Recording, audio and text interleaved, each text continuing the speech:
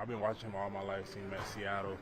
I think I see him in Arizona too, working out. So I seen his work ethic. Man, I see him playing now. He's a star player.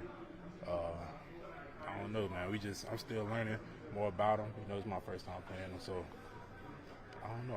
I'm just learning more about him every day. And when we get to the game, I'm pretty sure we're gonna have a goal what to do with him and how to keep him contained so he don't have a star game like how he be having. So other than that, just going every day.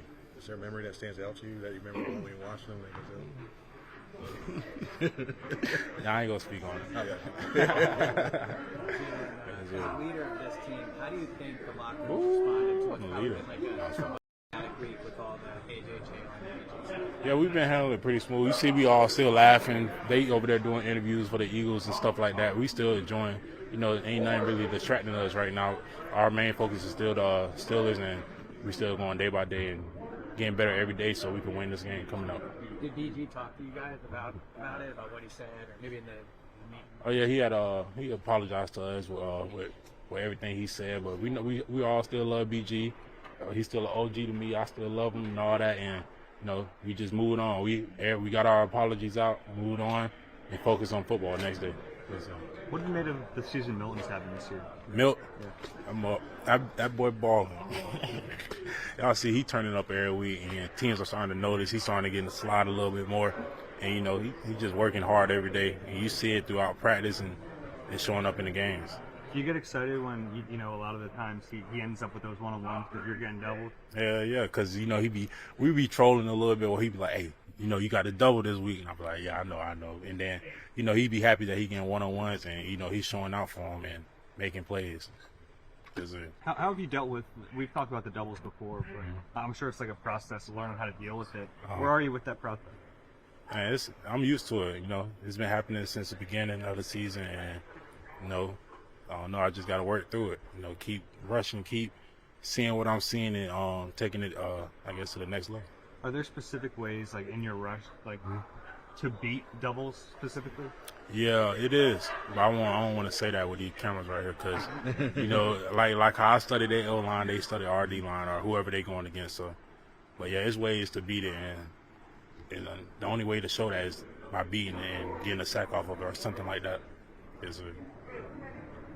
Jalen, the Steelers OC said it's like a Georgia spring game out there. How close are you to the guys out there?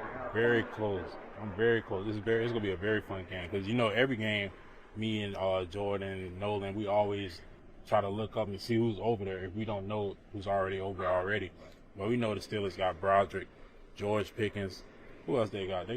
I knew Washington, they got. Washington. They had a running back, Dejon Edwards. He wasn't really known like that, but I know him. That's my boy. He was over there. I don't know if he's still over there, but. When he says passing game, he's talking about everybody. He's not talking about one person.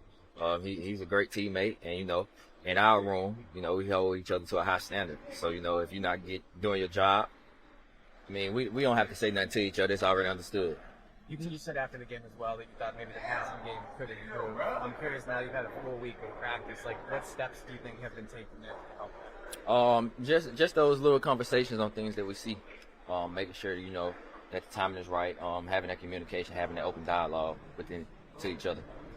There were times earlier this season where maybe you guys didn't play up to your potential, but you said it was hard to win this league, and you kind of didn't, voice any frustration with how the offense looked. I guess what made the Panthers game a time where you felt like you should voice that frustration?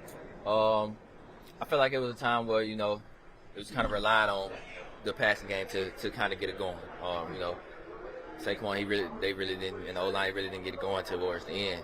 So it was kind of like we was relying on the passing game to kind of pick it up. And, when that phone called, we wasn't doing what we were supposed to do. AJ talked about how, he's comfortable being the bad guy, kind of saying things that maybe need to be said, even if it makes people uncomfortable, I guess. How do you see him, kind of manage that as his leadership style? I don't think we see him as a bad guy. We see him as a leader. He has to sit on his chest for a minute. He has every right to, hold people accountable. Everybody in here has the right to hold people accountable. We're all, trying to get to the same goal. We all come out here and we work hard every day. So you expect the guys on side of you to be doing the same thing. Nick said this week that he noticed that the vibes seem more like 2022. I'm curious if you see the same thing, and how do you see that?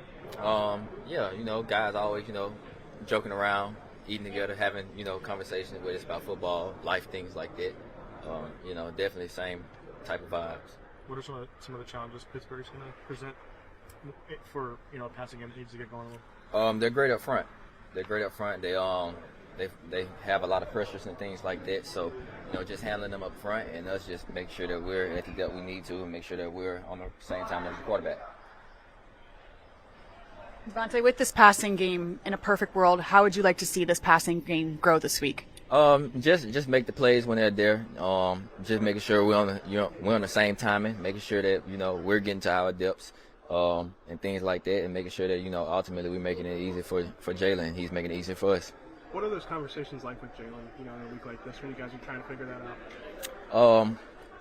What's understood don't got to be explained. We don't have to go over there and tell him how to do his job. He don't have to tell us how to do ours. It's already understood. Yeah, how can you guys, down on the ball, how can you guys help him,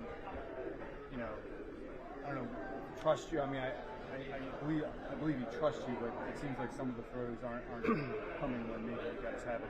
How can you guys help him? It's a mixture of everything. Sometimes it's, like I said, us getting to the right depth. Sometimes it's, the protection and things like that.